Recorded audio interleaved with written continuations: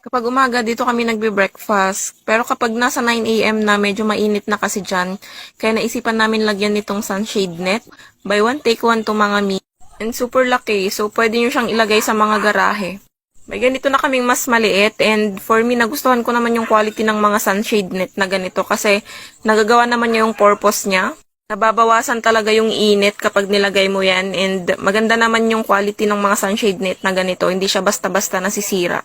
May kasama na tong tali at saka may butas na rin sa gilid-gilid, so hindi mo na problema kung paano mo siya itatali. Ayan, kita nyo naman kung gano'n siya kahaba. Hindi ko alam yung eksaktong sukat nito, nakalimutan ko na, pero sobrang haba niya mga mi. Lininisan muna namin tong area na to kasi may buhangin dyan. So, nilagay muna namin dun sa gilid bago siya kinabit. So, ang pinagkabit namin is nilagay namin siya dun sa ibabaw ng aming yero para hindi na kami maglagay ng haligi. Tapos may pader naman doon, so doon na lang namin din ikakabit yung kabilang side. Tapos yung dito, sa banda dito, ayan, nilagyan na lang namin siya ng alambre. Ayan siya, oh. Ganda, diba mga mi? Mostly ginagamit to sa mga swimming pool para hindi masyadong mainit yung tubig ng swimming pool. Ayan, ganyan siya. Kailangan lang pag ikakabit nyo to, banat na banat siya para maganda.